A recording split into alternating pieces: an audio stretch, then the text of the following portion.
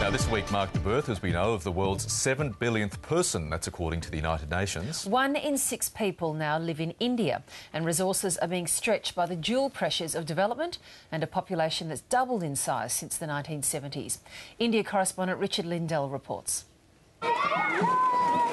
On a beautiful autumn day, these children splash and play in a makeshift pool. But this is also their drinking water, and it's toxic, contaminated by the open sewers that run through the neighbourhood. It's a similar story in many cities and towns across India, and water is just one of the pressure points created by a fast-growing population.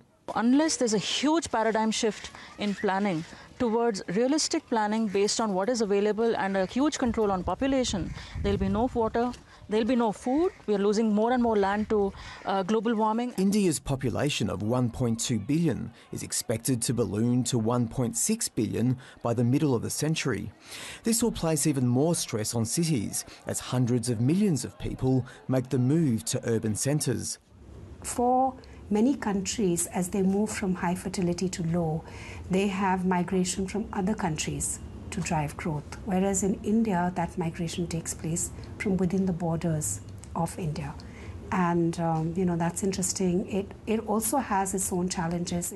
The government is trying to slow migration by guaranteeing jobs in rural areas.